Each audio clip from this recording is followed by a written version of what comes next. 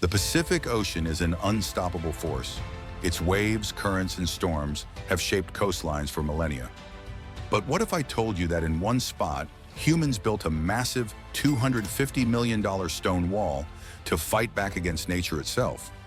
This isn't a dam or a seawall, it's something far more critical, and without it, an entire region's economy would collapse. Yet even with all our engineering, this wall is slowly losing the battle. So why was it built? What makes it so important? And with millions spent on repairs, is it even working? Or are we just delaying the inevitable? The Columbia River acts as a lifeline of the Pacific Northwest. It extends 1,243 miles, making it the fourth longest river in North America. It drives industries, lights up countless houses, and is crucial in commerce. Hydroelectric dams along its path generate 40% of the country's hydroelectric power, keeping lights on across the region. Every year, the river helps move $22 billion worth of goods, from wheat and timber to fuel and machinery. It's an economic powerhouse. But where the river meets the Pacific, things take a dangerous turn. The Columbia River Bar is called the Graveyard of the Pacific. This name reflects how treacherous this stretch is. Over 2,000 ships have been lost here. Shifting sandbars, violent storms, and massive waves make navigation a nightmare. Even experienced sailors struggle against the unpredictable waters. More than 700 lives have been lost to the sea.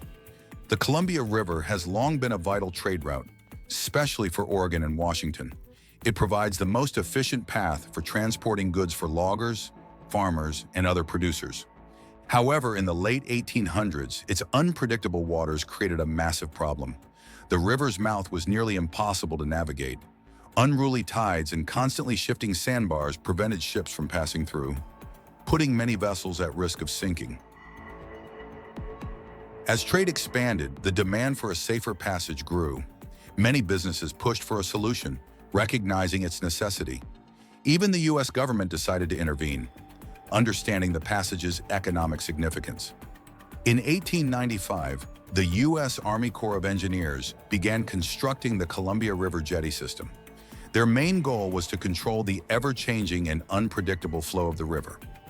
The jetties are massive rock structures that extend into the ocean. Their main purpose is to redirect waves and prevent sand from constantly shifting. This allows deeper and more predictable channels to form, making it easier and safer for ships to pass through the passage. These enhancements gradually transform the Columbia River into one of the country's most reliable shipping routes.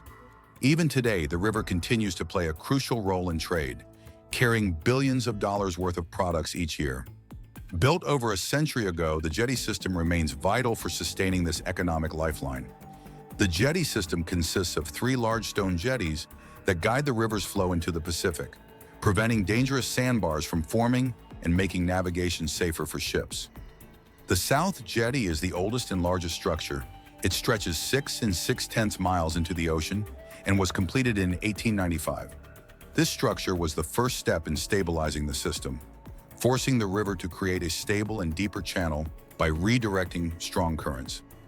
The North Jetty, completed in 1917, extends 2 5/10 miles into the ocean. Its purpose was to balance the flow of water on the opposite side, preventing the South Jetty from causing excessive erosion or sand buildup.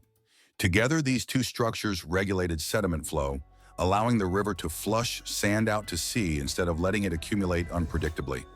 Later, in 1939, a third structure, Jetty A, was added.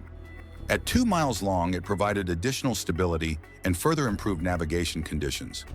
Nearly 295,000 tons of stone have been placed at the jetties, and the U.S. Army Corps of Engineers expects to add about 411,000 more. Over time, these jetties transform the Columbia River's mouth from a deadly hazard into a reliable trade gateway. However, the ocean remains unpredictable and unstoppable. Storms, waves, and erosion require regular maintenance to keep the pathways safe. The Columbia River Jetty System plays a crucial role in ensuring the safe navigation of ships. Without it, maritime travel would be chaotic, putting many lives at risk.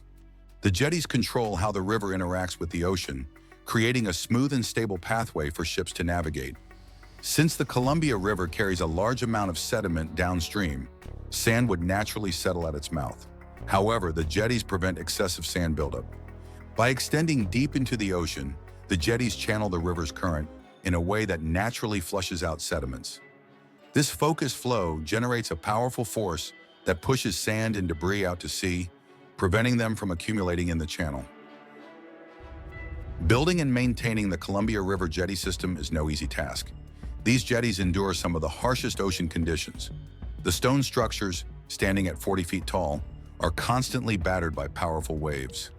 Over time, these relentless forces weaken the structure, affecting its effectiveness.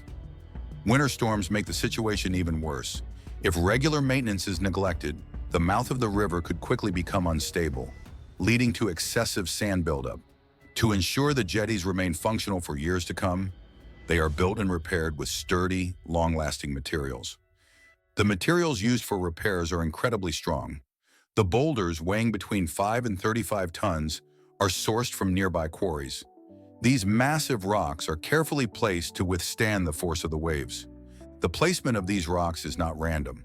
GPS-guided cranes and barges position them with precision, ensuring maximum stability and longevity. Since 2014, the U.S. Army Corps of Engineers has spent over $262 million on jetty restoration. But this is no easy task.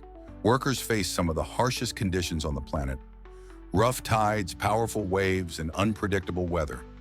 One wrong move could cost them their lives. Every year, more than 50 million tons of cargo move through this vital trade route, with a total value of approximately $23 billion. Around 3,000 ships pass through the river annually, guided by 16 skilled pilots. Industries such as agriculture, logging, and energy depend on the Columbia River for efficient transportation. Farmers use it to ship wheat, timber companies send logs downstream, and energy providers move fuel and equipment. If the jetties failed, businesses would face serious consequences. Without a clear passage, ships would be forced to take alternative routes, an expensive and complicated solution. Many would need to reroute hundreds of miles, increasing fuel costs and delaying shipments. These added costs would eventually reach consumers, making everyday goods more expensive. Beyond ensuring smooth trade, the jetties also play a crucial role in protecting coastal communities. The battle between humans and nature continues at the Columbia River jetties. The Pacific Ocean relentlessly erodes these massive stone structures. The constant pounding of the waves weakens the jetties over time, making regular maintenance essential. Engineers must continuously monitor and repair the jetties to keep them functional. After each storm, they assess the damage and reinforce vulnerable areas. This ongoing effort has made the project one of the most expensive coastal engineering initiatives in the country. Despite all these efforts, the struggle persists. Even with advanced technology, nature continues to push back. The ocean never stops moving, and neither do the engineers dedicated to ensuring the safety of those navigating the Columbia River. It's a never-ending battle, but one that is essential for securing shipping routes, protecting coastal communities, and preserving a vital trade lifeline. And that's a wrap for this video. If you enjoyed it, don't forget to hit the like button and subscribe for more content like this. Let us know your thoughts in the comments below. See you in the next one.